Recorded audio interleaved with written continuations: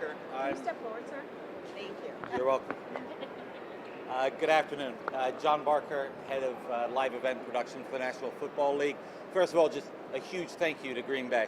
What an exciting day it was yesterday, and we made some history. This entire town turned out, and we saw that en masse last night. It was a fantastic way to kick off the draft, and we could not be happier with the way last night went. But today we're focused on today.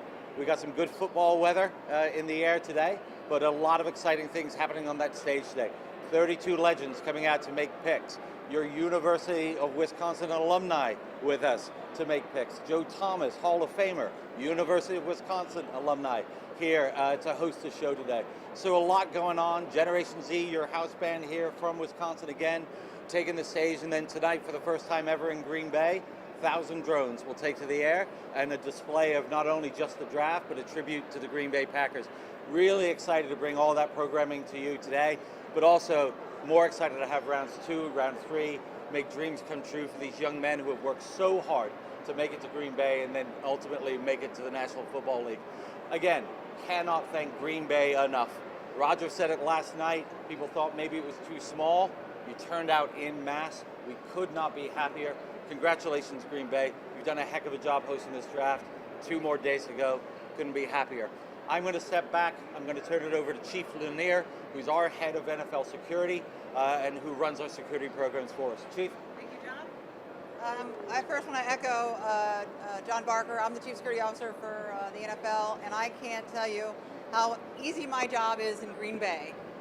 The fans here are absolutely the most pleasant, enjoyable, and excited fans that I've had the pleasure to work with and over the last several drafts. So they really did turn out yesterday. I think the weather, just watching this morning's ingress coming in, the weather's not going to be a deterrent here. Rain, sleet, snow, or shine, we are going to have a good turnout here. And that's what we want. We had a fun, safe event yesterday. We had really record number of crowds coming in this venue. I think a lot of people questioned whether Green Bay would get this turnout, but we did get it yesterday. So during the course of the evening last night, we worked with our public safety partners, our police officers, sheriffs, the firefighters. We're watching a lot of different things as the crowds come in. And we did have a point last night where we had a slight pause in entry into the theater area in particular because we were looking at really heavy crowds moving into the theater area. The great thing is that we were able to move those fans into the historic Lambeau Field Bowl to watch the draft, continue to watch the draft there, seated in the bowl, and what a great place to be to watch the draft. We reopened the gates after about 45 minutes to an hour, and we were able to get the rest of the fans in, and they were all in when it was time for the Green Bay pick. So we were really happy with the way things went yesterday. We expect the same crowds again today and again on Saturday. So please come in early, as early as you can, especially if you want to be in that theater area. Once that theater area starts to fill, we'll move people into that bowl. You still can watch the draft from the historic Lambeau Field, but we want to make sure that everybody that wants to get in that theater area gets in. So please come early, get yourself a spot down in that theater area, and enjoy yourselves and have a great time. Thanks. Hi, Gabrielle. Oh my gosh, my voice, sorry. Gabrielle Dow with the Green Bay Packers. I think, first of all, we want to thank the city, the village, the county, and the state for all their support and to really help us show off this great state of Wisconsin. As you can see, it was a wonderful success last night. Thank you to Discover Green Bay and PMI for helping us put this on. Without their day-to-day work, we wouldn't be here today. The biggest thank you is to our fans. Our fans showed up for us. All over the world came here, and they're even here now. They've been lining up at the gates every morning. Thank you, Green Bay Packer fans, for showing up, for making us proud, to truly showing that we are the best fans. We have the best fans in the world. And lastly, and most importantly, I want to thank Mark Murphy. If you don't know Mark, he got a little emotional last night and had to compose himself while he was walking on the stage. And we do know his family was in tears when they were making the pick. So a big thank you for Mark Murphy for making this all happen and also making our wonderful pick. Thank you. Oh, one more. Thank you, NFL. The NFL really took a chance on a small city like us, and we couldn't be more proud. and we couldn't be more grateful because, you know, we wouldn't be here without them, and we work with them daily, and they're really great partners, so thank you, NFL. Aaron Popke with the Packers, and echoing a lot of what Gabrielle said, but just even stating the obvious. So we opened today, the draft experience opened today at noon, and we're already buzzing with activity. I think that is a testament to what the NFL has put together here in terms of the attractions and the excitement that builds up as we get into the evening's activities on the stage. So that's really exciting, and I know all of you in the media have you're reporting daily in this community, you've got relationships in this community, but I mean, just the feedback we're hearing from everybody already is that things have operated so smoothly, getting in and getting out. Last night was smooth getting out. Green Bay Metro with the buses and the ride share, the Tavern League. People are here, they're enjoying it, and we're so looking forward to today and everything that this experience offers. Again, just opened up today, we're already buzzed. And tomorrow at 9 a.m., things will open up, so we're looking forward to lots of families coming out, and historically that's what day 3 has been, so that's exciting. And just really excited that we've got another couple days on tap for people who have been here last night. I know there's a lot of anticipation of coming back, but for everyone that didn't get a chance to come out last night, you've got today, you've got tomorrow. It's about making memories, and there's some great memories already, and we want people to not be past the draft thinking, oh, you know what, I should have gone. So come on out and enjoy this. It is a load of fun, and we're so happy to be a part of it. All right, good afternoon, everybody. Chris Davis with Green Bay Police, and we had a great first day. Very few police-related incidents. I think we got over 200,000 people through here yesterday with only a few ejections and only 1 arrest, all for minor offenses.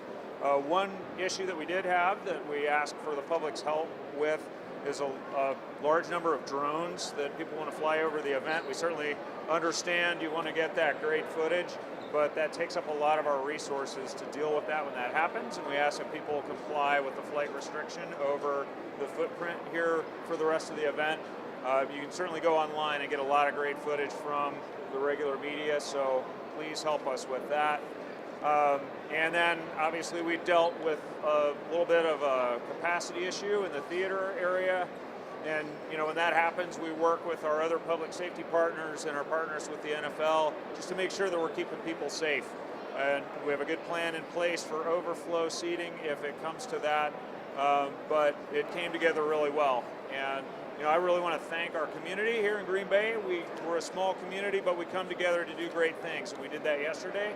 We're going to do that again today, and work with all of our partners to make it happen. So thanks again, and I'll turn it over to our sheriff. Well, good afternoon. Todd Delane, I'm the Brown County Sheriff, and I think earlier in the week I said public safety is ready for this event. Let's get it on. And what a wonderful, absolutely wonderful day yesterday. It's what we anticipated, and the gates are open. Expect a lot more fun. I'm encouraging everyone to come on down again today. Bring your family, bring your friends. If not today, tomorrow. Don't let this opportunity slip away. Again, public safety, all of our partners here with the Green Bay Police Department, Ashwaubenon Public Safety, Green Bay Metro Fire Department, the state of Wisconsin, our federal partners, absolutely the National Football League and the Green Bay Packers, all of the work that has went into this. Again, we are absolutely prepared and ready for this event, and we encourage everyone to come on down. I want to thank the fans for their patience. I know getting in and out of this area can always be challenging, and they were wonderful. Special thanks to the Green Bay Metro bus line for moving people in and out And how about the Brown County Tavern League for all the shuttles? After this event, here in Brown County, we didn't have any significant events related to, drunk driving or anything else because of all of the efforts of those in our community to keep us all safe. So, what a wonderful first day. Again, thank you to all of our partners in public safety, the National Football League, for everything they do, putting everything in place, to have a safe event. Again, I encourage everyone in Wisconsin to come on out, enjoy the event, especially if you can't make it today, come out tomorrow. Bring the kids, you have to see it. So thanks, enjoy, and with that, I'm going to turn it over to Chief Knott. Good afternoon, everybody. Again, my name is Matthew Knott, the Fire Chief of the Green Bay Metro Fire Department. Okay, just to reiterate what everybody said, this was an absolute fantastic day yesterday. Let's have an even better day today. It was a day without challenges, right? We had many things that we dealt with and were able to respond effectively. We had a total of 8 transports for EMS-related calls, and then over 30 incidents that we responded to for other medical emergencies. In addition to that, our personnel were really tasked with being ambassadors of this great area that we're in. So we had almost 300 contacts, and that was to provide just basic first aid or other calls, just helping people with wayfinding or whatever it may be. So, just a big shout out to our personnel and all the great work that they did yesterday and continue to do so. We're really proud of the partnerships and the collaboration we have with the NFL and the Packers and all of our state, local, and federal partners to make this an effective event. So thanks again, and we look to see everybody today again, and look forward to doing just more fantastic work. So thank you. All right, we're going to open it up to questions. If media could please state who your question is for. If it's for the NFL, the Packers, Green Bay Police, Brown County Sheriff's Office, or Green Bay Metro Fire. Thank you. Question for the NFL. Can you guys explain how you measure attendance? We heard from a lot of fans that they didn't have their QR code scanned or anything, so they're like, how do they actually know the attendance? Yeah, it's a great question. There's a couple of ways of doing it. First, you can do mapping, understand what your footprint is. You can do it by square footage. But what we do is we employ camera systems at all of our entry gates. They will count as people come through the entry gates, and that's the most accurate way you can do it. We've moved a long way away from hand clickers and people standing there, and now use technology to help us do it. The One Pass also helps us, and we can match those numbers against our entry, but it's really the counting through the gates is the best way to count the attendance numbers. How do you know that there isn't, if you don't count someone twice or 3 times? It's tricky to do, but I mean, there's not often that people are leaving the site and then coming back to the site at the same time. What you see at the draft is typically people come, their dwell time is 2-3 hours maybe, and then they'll leave, and then the next wave will come in. The people that stay the longest are the ones that have come early, and they get right in front of that stage, and then they just wait the entire day. But the experience part is the one that churns and turns and turns over again, and that's how you get to that number. How did you guys decide on shutting down the theater area last night? I'm going to turn that over to Chief Lanier to talk through. We've been working with this public safety team for the better part of a year and a half. We're like one big family up there in our NFL control center. We use a lot of technology, but we also are looking at various different camera views. We know the numbers as they're coming in. We know if we do entries and exits, we know as people are leaving. But the number one thing here is safety, and we know that there's excitement building around the certain times in the draft and around the theater. So we're watching that density as it builds up around that draft stage. And when we see that density starting to get to a point where we feel like it may create some safety issues or make it uncomfortable for people who are trying to enjoy the draft picks, then we have a way of first isolating that area once we feel like the density is getting where it's just uncomfortable and can create a safety issue. And then once we make that decision, if we have to close the overall gates, it usually is a very temporary closure, and then we are able to open up and let people in. As John said, we have a constant turnover of people, so as we're counting egress and watching ingress, we know that when we can reopen those gates and let people in. But it really is all about safety. I mean, this is a very exciting event. These young men are getting their dreams come true here on stage, and people get very excited. We want to make sure everybody's safe while they're here. Tell us more kind of about that crowd density. Obviously, it's not so much a numbers game. You're looking kind of Correct. those cameras kind of above and here. Please kind of tell us what that's like looking at those. It's a kind of a complex formula, but we're watching the flow rate coming into the gates. How quickly are people coming in? Are we coming in at 150 a minute, or are we coming in at 600 a minute? You know, how long are the queue lines outside of the gate? We're trying to anticipate. We really would prefer to cap a line instead of cutting a line. So we don't want people that have stood in line to have to wait. So we're using that formula while we're also watching density in different areas. If we can isolate a dense area, which we did first last night, we will isolate that area, but and keep the gates open. But if we start to see that flow rate is getting significant and we're not having the same flow rate out, we're going to cap those lines and hold the crowd for a pause, and then we'll let them back in. The great thing here is we were able to put a lot of people in the bowl, and once they went in the bowl and sat in the bowl and started watching the draft from inside, they didn't come back out when we reopened because they were very comfortable. And what a great place to sit and watch the draft. Is there a new projection of numbers? I mean, they thought total 250,000 over 3 days. We had over 200,000 yesterday. Is there a new total that the NFL thinks is going to be here? I am not good at predicting, but I am going to say, I'm going to go out on a limb here today and say, I think we're going to see historic numbers for this venue over the next 2 days. I think we're going to have a record Saturday. You know, we've got great entertainment coming up on Saturday, so I think we're going to see the same high volume over the next 2 days, and we're prepared to work through it. A record for the draft or a record for Green Bay? Certainly for Green Bay. We've had some larger venues before, but I think for Green Bay, this is definitely going to be a record. What are you measuring that against? We've never had a draft before. No, but look at the footprint out here around the Lambeau. I think we're going to see a record number of people coming through Lambeau Field over the next few days. It's a good crowd. Do you expect capacity to be an issue tonight where you might have to close the gates? And have you ever had to do that on day 2 or 3 of the draft? We have. We had to do it in the last couple of drafts, I mean, even on day 2. So it just depends on what time the crowd starts arriving. Typically on Thursday and Friday, people are coming after work, so we start to see that number pick up after 5 o'clock. So we'll see between 5 and 7 is when we're going to see probably the biggest surge. The Green Bay pick yesterday we knew was a time that we were going to get a big surge.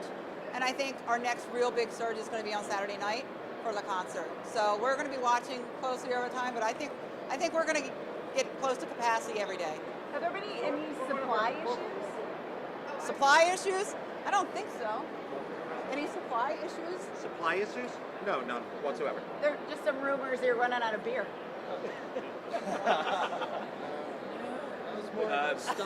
Yeah, go, John.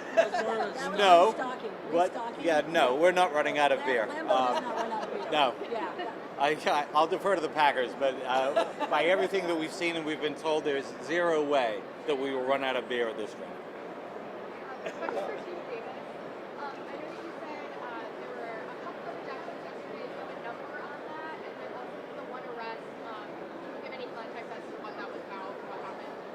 Well, just really briefly, we had 3 ejections and 1 arrest, all for low-level disturbance type activities, which I think, you know, obviously that's 4 more incidents than we would want, but considering the number of people that we got in and out of here yesterday, those are pretty amazing numbers, and it just shows how safe the event has been.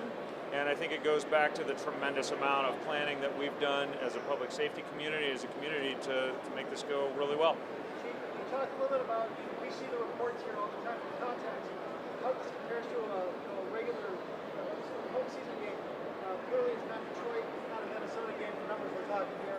How does this fit into what you see over the course of the season? Numbers like that for a sold-out home Packer game would be on the low side. We don't usually see very large amounts of crime and disorder at Packer games because we've got great fans. But even for a Packer game, those would be pretty low numbers. So again, considering the number of people that came through here yesterday, that's pretty good. So, Chief, did it hold true? You know, leading up to this, everyone was saying, well, the crowd is much tamer than a game day crowd. Was that the case yesterday? I think our crowd yesterday was great. People were able to have a good time without getting out of hand, and so we got exactly what we wanted. Chief, my question's about the parking. I mean, we're in the middle of a neighborhood and it's charging $80, $90, even $100 just to park on the lawn. And then last night we had the capacity issue, getting people in and out of parking. Were there any difficulties or challenges? No, not really. I mean, nothing that you wouldn't expect from having that large of a number of people and the traffic that comes with it. in the neighborhoods, but we're fortunate that we spent a lot of time in the run-up to this event planning for the traffic impact, and so far that's gone pretty well. And were any of the neighbors like impacted based on like noise complaints or anything like that, or they knew this was going to happen? I think if you live in the neighborhood of Lambeau, you're used to big events and what that brings with it. Anything else? You said that there were a couple of EMS Sure. calls.